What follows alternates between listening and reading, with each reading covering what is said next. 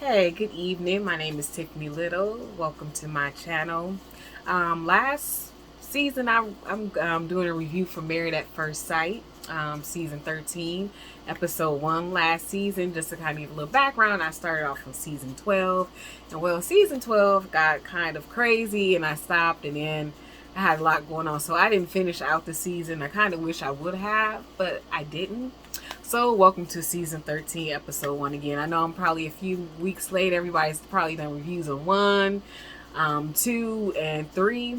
I'll probably do 2 and 3 soon, or I might do 1 and 2 tonight. It just depends because I watched 1 and took notes. I watched 2 and don't know what I did.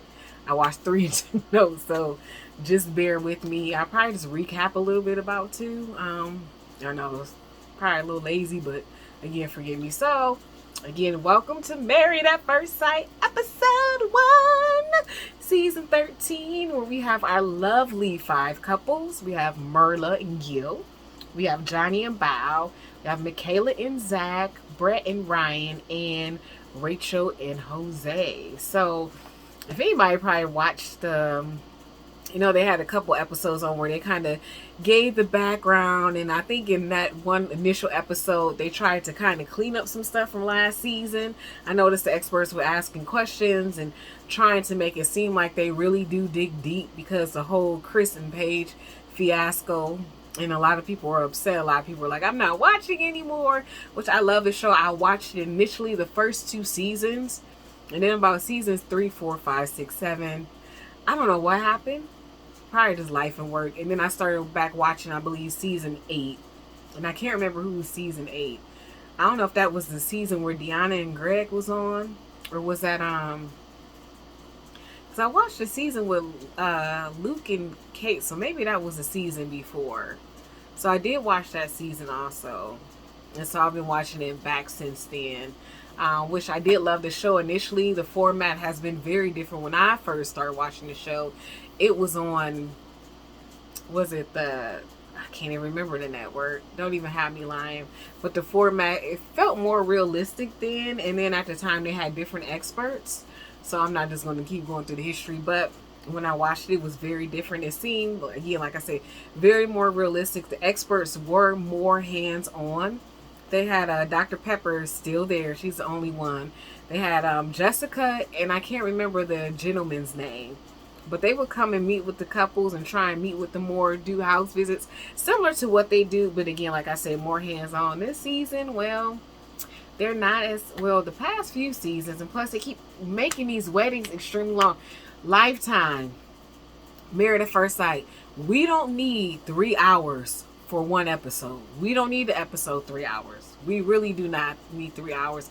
I liked it better, and like I said initially when I watched it, and I know it was years ago, it was all the weddings done, I believe, in one day, and then everything after that. Then when I started watching again, all the weddings. Then we got about by the second or third episode, I think, we were into the honeymoons, and that's what made it exciting. Why they decided to drag it out for about 3 or 4 hours? It feels like 4 hours. By then, I'm like, really, do we need all this? Okay, but anyway, so as I said, let me get into my review and kind of read a little bit of my notes for episode 1, Married at First Sight. So, I started with Gil and Merla. Gil is pretty modest, simple. Merla wants somebody who doesn't have a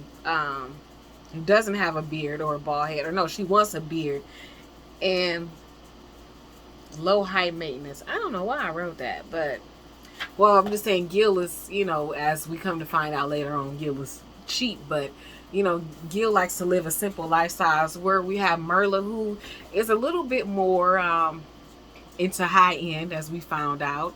She likes to take trips, so she likes that upscale luxury lifestyle. And then we have Zach, who is sensitive, believes he's ready, and told his family, which his dad seemed like he freaked out about, Zach wanting to get married. And he asked Zach the question, because Zach said, I'm ready to be a husband. He's like, well, how do you know you're ready to be a husband if how do you know you're ready to do that? So his dad didn't seem like he was too happy. His mom was kind of feeling the same way the dad was. And then we have Michaela, who is Um, Father influenced her, showed her great love, and like Zach, they both have never been in love. So they're the two that been paired. I kind of touch it later. I know some people was like, oh, how is Zach, never been in love? Well, Michaela says she's never been in love. Sometimes people never fall in love, or they might not be with that person that they feel like they could have loved. Some relationships may not last as long. Only difference between the two, and someone mentioned this, and I might cover it in the third video, but Zach was in a relationship for 9 months, and Michaela beat him by 3 months, or about well, 2.5 months in a day, or something like that. 2 3/4 in a day. Yeah, so I mean, she fell short on day 364 when the boyfriend broke up with her. They told their family, experts said they're great examples. They were relying on Zach being steady and having steadiness that Michaela needs. Then we get to Bao and Johnny. Bao is Bao likes to do things with her hands. She makes bread. Yeah, she makes bread. And Johnny is OCD, neat and orderly, wants a woman to lead in love, scared of vulnerability, and his parents divorced. Again, Bao, she wants somebody that has a sense of humor, I believe, like Conan O'Brien. So she wants somebody who seems kind of, simple, funny, very smart, very intelligent, like her. Ryan, we get to the serial dater. He lost his best friend, which has been very hard for him, and kind of brings him to the realization that life is short. Then we have Brett, who's a little crazy. I don't know why I put that. Maybe she said she's a little crazy. I believe she's a volleyball coach or something.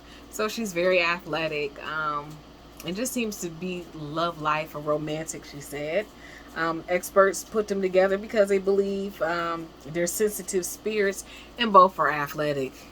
So some of the experts putting people together, it's not rocket science. Which kind of makes me go, I'm going to go back to Gil and Merla, only because experts, in this case, put them together. And I think that match, it's a little bit of issue because, like I said, Merla likes a luxury lifestyle, and Gil is kind of simple and modest and doesn't really want anybody that's high maintenance. So, again, here we got the experts kind of playing around, doing some kind of trickery in their little cauldron of opposites, mixing together a whole bunch of stuff that they hope that they can throw in and maybe something will work. Okay, something to spell or come out, and poof, a relationship will, some opposite relationship will be the key. And then we got Rachel, who considers herself the third wheel. She lost weight. She had a relationship during the quarantine, during the 9 months, and found out that the guy cheated on her. So once she found out, he cheated on her, and they lived together, which sucks. She kind of, went on this journey of learning to love herself, losing weight, and, wants to be able to love someone and wants someone to love her back. Then we got Jose, who is classy and educated, or very what's the word I would say for Jose? I think Jose is looking for perfection. He makes me think of the guy that sometimes wants to have a builder wife. She comes in and she just kind of falls in line with his life, and that's not reality, but let's see how this goes. Okay. And then we kind of go back to the scene where Johnny's on the phone with his father. Johnny's talking to his dad, who, like I said, divorced his mom, moved away, and he hasn't seen her for years. But because of, I believe, cultural reasons, Johnny still values his dad's opinion. So he calls his dad. His dad doesn't agree with what he's doing and thinks he's making a mistake. Johnny cries, and so we kind of get this cliffhanger, like, is Johnny still going to go through with it or not? And then we find out, well,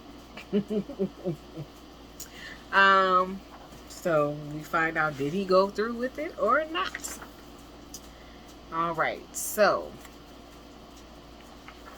we get to, then we kind of get, then we talk about a little bit about her brothers. They're worried about the attraction. Bo mentions what she want at one point, what she wants and what she doesn't want. I thought it was funny, especially as we get later on that Bo mentions that she doesn't want someone with she called it a micro penis, which is funny because then Johnny is like very big on touch, and we find out in like episode 3. But I'm like, you gotta touch in order to have sex and to find out if it is a micro penis. Not trying to be crude or anything, but I'm just saying, I mean, I don't know how you have sex or, touching or the ability without having to touch somebody or to know. So, anyways. So I think, I think that's about, I think that's about it that I have, which is funny because I thought I had more notes. So that's just one. At the end of one, we kind of get to the wedding with our first wedding is Bo and Johnny, and so Bo is I'll keep calling her Bo. I'm sorry, Bow. I went. How do I say this? Because I don't want to sound like I'm being funny, but I worked with someone who had a similar name, but they pronounced it Bo. So when I saw the spelling, in my mind is Bo, but she pronounces her Bow. So excuse me for getting mixed up. But Bow and Johnny get married, and so when they, I'm just going to skip towards the end because it was a long episode, and honestly, it was a lot. And so I'm just going to kind of skip to the first wedding. Yay, one wedding. 82 more to go. So the first wedding we have is Bow and Johnny. Bow looks very pretty. But before we get to Bow, before we get to their wedding, they both kind of exchange gifts, which is nice. Bow sends him a survival kit full of like men's different things. And then, headphones. And then Johnny sends her a gift also. Let's see. Yeah, Johnny sends her a gift also. And then in that gift, he has both the items wrapped in a jersey. And so when she sees the jersey and kind of sees that sport, she freaks out and says, I don't want a bro. And I meant to look up what a bro is. But I assume, to me, when she says bro, kind of puts me in the mind of maybe she's thinking he's like a frat boy, that he's probably just goofy, doesn't take life seriously, maybe always drunk or something. But when Johnny goes to explain why he did it, it was more symbolic than it was him being a sports fan. And so it was at that moment where I was like, I was rooting for you, Bow, and now you're acting like, I don't know, you're acting crazy. Just stop, girl, stop. Why are you just fussing? Just see who the man is. And so, she's freaking out. Oh, what a bro. Oh my goodness. I was somebody who's Nobel Peace Prize. Girl, are you a Nobel Peace Prize winner? Come on now. Come on. And just because he's a Nobel Peace Prize winner doesn't mean he's probably able to have conversation. I think sometimes we think because people are smart, we can assume things. It depends on your personality. There are some people who are very smart, but they're not conversational. So he could won 20 Nobel Peace Prizes, but unless he is a person that likes or enjoys people, you're just going to have somebody who you can say, oh yeah, my husband has a Nobel Peace Prize, but you don't have no conversation, and he's smart, but nothing else, which doesn't mean anything. You could be very book smart, but nothing else. To me, I think common sense counts a little bit more, but as I digress. So we go on, we get to the wedding, and Bow walks down, and she's like, that's Johnny. He's like, I know her. So we find out that they were both presidents of clubs within, how did they pronounce it? Because we say Vietnamese, but she said, I don't know, I don't want to butcher it. Yeah, I say Vietnamese, but she said, is Viet, I have to go back and listen, but it's not pronounced Vietnamese or Viet. She pronounced it a little bit different for their culture. So we find out that they, both went to school, like I said, both were presidents at the college. They kind of make a joke, he asked her about if he saw her on a website. She said she never really, swiped, just kind of left him alone. She didn't swipe left, she didn't swipe right. She just kind of skipped over him. And so we see they're pretty excited to be with each other, which leads us to episode 2. Yay! Episode 2. So like I said, this review is going to be kind of short because it's been a few weeks, and like I said, everybody else has probably pretty much covered the meat and potatoes. I'm just kind of getting started so I can get out there and so I can go on and do my other reviews. I know it might be a little bit tacky, might be kind of lazy trifling, but we roll with it temporarily, and that's okay, because that's the way we're gonna do it today. So all right, anyway, so we get to episode 2, yay, where we get 2 weddings. I got a 4 because I was hoping for 4, but take that away, we got 2. Okay, and we get Zach and Michaela, and we get Merla and Gil. And so we start off the episode with showing that Zach is talking about how excited he is to get married, and he's all emotional. Then we get Michaela in the bed, knocked out, and here come her sisters, getting her up like family does, kind of bothering you. Wake up, wake up. Today is the day. So we see them getting ready, and everybody is asking questions, and the parents are around, and all those beautiful preliminaries right before we find out a little bit about Michaela. Her sister's asking her questions, and this is where we learned a little bit about, here we go, Hurricane K. Hurricane K is like a category 5, it sounds like. She'll twirl on you real quick and then turn around, tear down everything. So unless you got your windows boarded up and you got your sandbags covering, it's going to be a disaster. Trees are falling, windows are being broken out. I mean, the roof might be blown away. The water's flood. Not just the basement, but maybe over the whole house.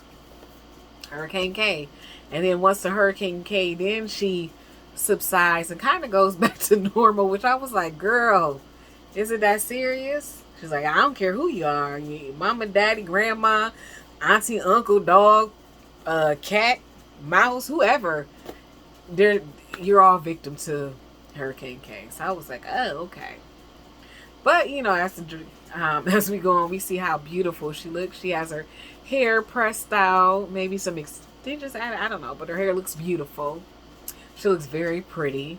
And then we get to Zach, who's, is talking with his family, getting ready with his brothers.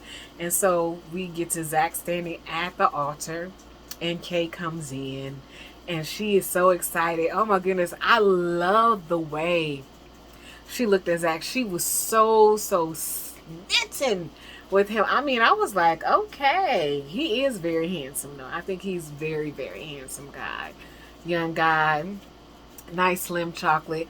But she looked at him and she said, ooh, you're gorgeous. I mean, she was just like giggly and kind of like that little 16-year-old girl again. She just kept laughing, and then when he says, your name is that, so I mean, I was like, girl, Michaela, okay. But I get it. She was smitten. She was excited. He told her how nice she looked also, and they did their vows. He promised to just love upon her. She promised to be patient. Let me see, what else did he say? Because their vows were nice. So let me see what I wrote down. Okay, I'm sorry. I'm trying to do better. So yeah, so very smitten. She when he mentioned something about being nervous, she was like, I got you. So she was letting him know, look, I got your back already. I'm here for you. Zach says she's courageous and vows to, be giving and forgiving, whatever happens in relationship, committed, etc. Michaela wants to provide stability in a safe place for him, which is a nice thing to say because Zach seems very emotional, and for someone like that, he would need a safe space for someone to be able to accept him being a little bit, I don't want to call him emotional as a man and say he's overtly emotional, because one thing I've learned, and this is just my opinion, it's not fact, but one thing I will say, I feel like when it comes to emotions, we put emotions on women And then we don't say men have emotions, but I find that men do have emotions. Their emotion that they express probably more than anything, I seem to find. And yes, I am making a generalization, so you can say whatever you want, is anger. And so, because we don't, I don't know why we separate that and don't see that as an emotion. Because we see it as emotion when it happens to, especially if you're a black woman and you consider angry, then it's, you're an angry black woman, so your emotions, you're angry. But when it comes down to, men, or at least, black men, no, it ain't, whatever. It's not emotional. But I said all that to say is that Zach needs a safe place where he can feel okay to express his emotions. And so even though we say it's probably unhealthy for him to be expressive like that, because we're not used to seeing men cry, because men are taught not to cry, taught to have a bit of machismo, or a little bit of aggression. It might be a normal, thing for him. So he expressed that. And like I said, Kate, Michaela being that safe space, if she is that safe space, will allow him to hopefully still feel like he's still giving off his masculinity, and doesn't emasculate him because he might cry, because he might be a little bit emotional. Even though I do want to say, you're crying a bit too much, but again, I'm a product sometimes of society, when I'm taught as a woman of how men should be, instead of recognizing maybe that's more of a cultural thing and it's not always a gender thing, if you see what I'm saying. Because other cultures, men might be able to cry and express certain emotion. Like I think about Joseph in the Bible, he went somewhere and wept, or they're able to cry. So I'm just saying some things might be more cultural than there are gender in that case. But anyways, she jokes about making Zach Juniors and almost taking them, saying, here, I'm gonna take you with me. So like I said, they were very smitten. They looked so beautiful together. I was so excited. They looked excited walking away, and it was just beautiful. Let's see.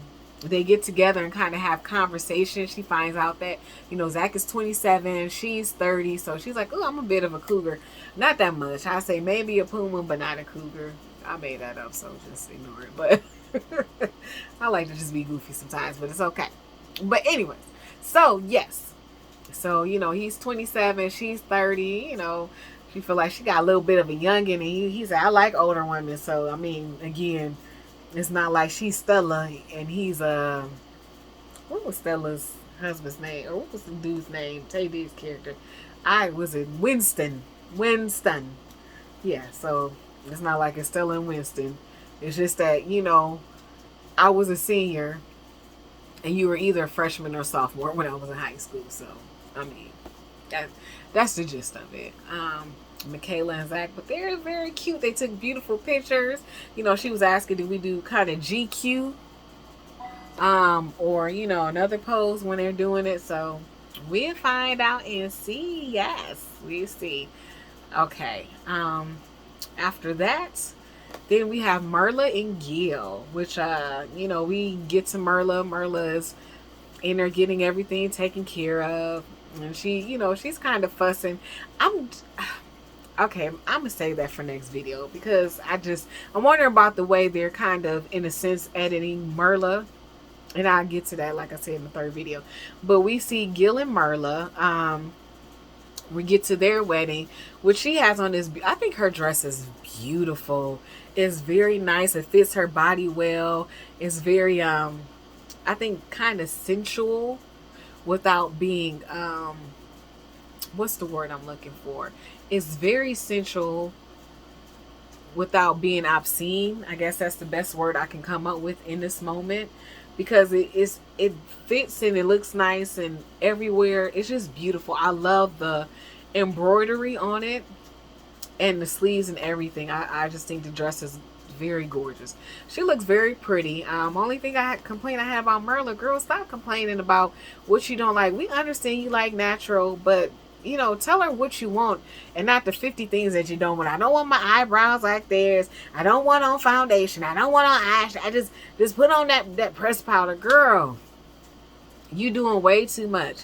And I don't know if she was nervous And you know, some people when they get nervous, they get a little bit more nerve wracking as opposed to they calm down or they just anxious. Some people just get obnoxious. So I don't know. She felt a little obnoxious, but Marla seems very particular, which I'm not mad at you if you're particular.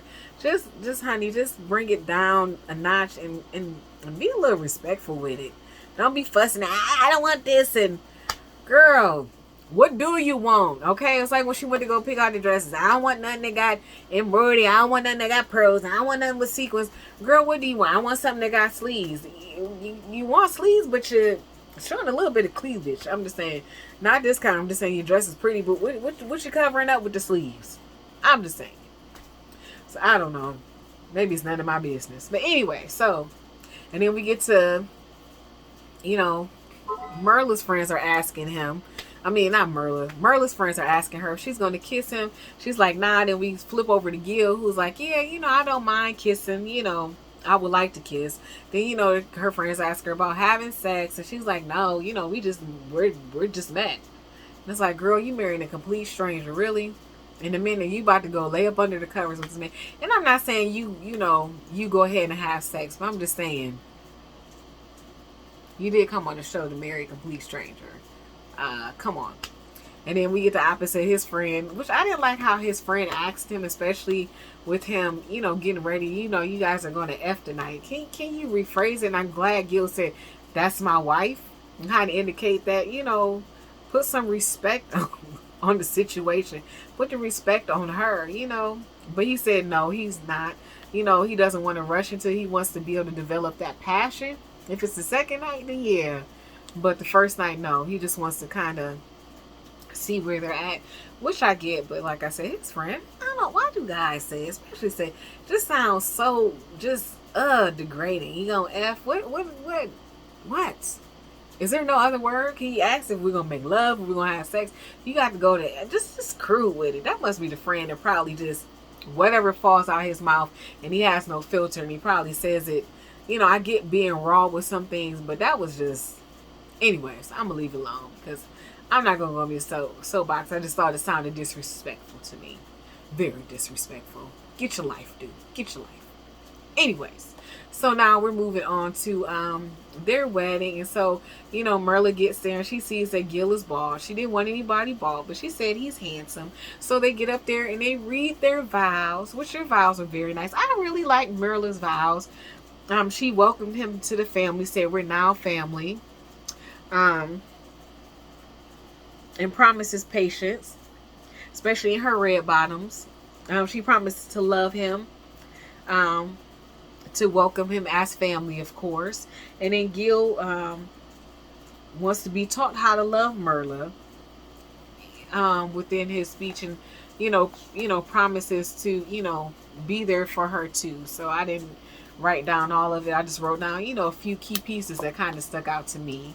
Like I said, she seems to be happy. She thanked God for Gil, and finally being able to get married. And Gil really liked her vows, and he told her she was beautiful. She didn't compliment back, but I don't know. Maybe she was just. I'm gonna chalk it up to maybe she's just nervous. Maybe she didn't hear. Maybe everything in that moment feels surreal, and she's just trying to process everything. And maybe that was just one of those moments where a comment went over her head and she's just like, I'm processing. Maybe she's processing, like she said, if he has a bald head. She could have just been staring. She did mention that if someone has a bald head. And I know some people say, oh, it might be superficial, but sometimes when people have preferences, I always like to think certain ones, does that preference lead to maybe there was a relationship with someone or something that's related to that? Maybe they say, I'm not dating anybody with bald heads because all bald headed dudes are, A, B, C, and D. Or maybe she just might not like bald heads. I'm just saying, I just don't want to assume that she just being superficial. It could be she had a boyfriend that she really loved back in the day, and he had a bald head and he broke her heart, and she's like, after that, no more bald headed men for me. No more. And she made that agreement in her heart and in her mind.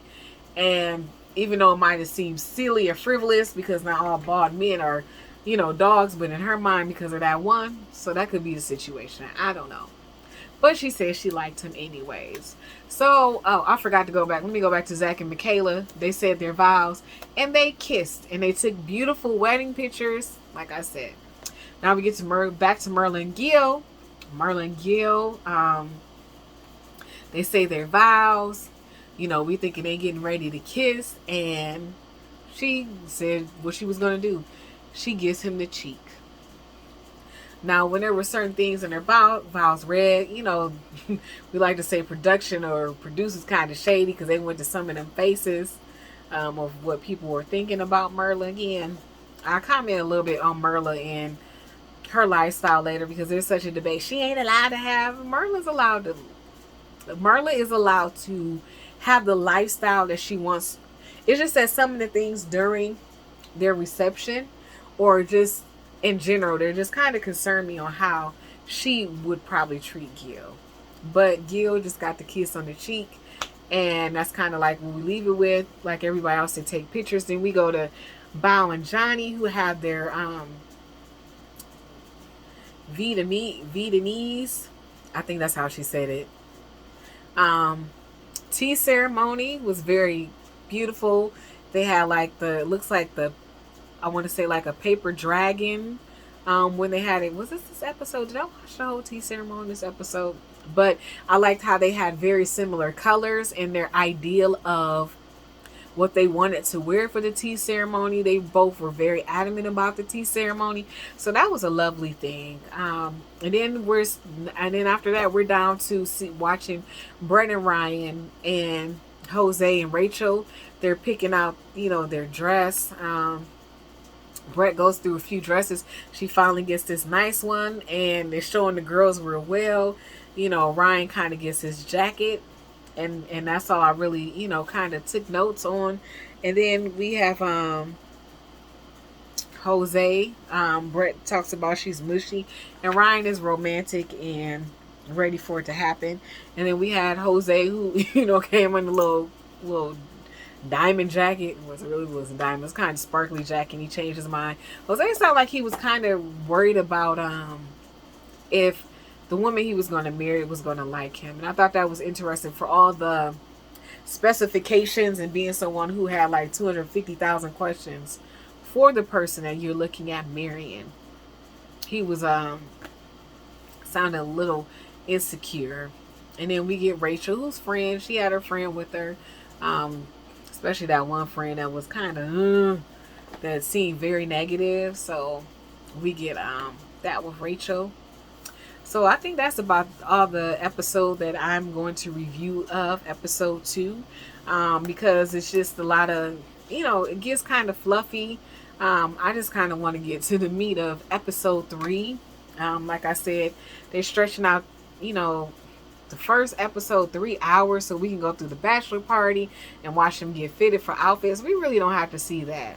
I don't really have to see them. Or if you really want to see them get fitted, you know, cut the segments down, cut the bachelor party down, because we really don't need to see. I mean, I guess maybe it's for entertainment, but I don't need that entertainment of watching them. I just kind of want to see the weddings and get to the honeymoon so we can get to seeing how they live. All the other stuff is just fillers. It takes up time and it makes it just So Married at First Sight, please get that together. And I know I'm not the only one. A lot of us are complaining about that 3-hour first episode. And then 2 hours, kind of back to an hour and a half. We don't need 2 hours for the episode, especially if there's nothing really going on. So that is my review for Married at First Sight episode 1 and 2. I will be back to record 3, because I don't want to do all 3 at once, even though I could. But I kind of want to do that separately on its own. All right. Again, my name is Tiffany Little. Like, share, and subscribe. Click that bell for notifications and leave me comments at the bottom. I will see you for episode 3 of season 13 of Married at First Sight. Or I'm going to start calling it Married at First Fright. Goodbye.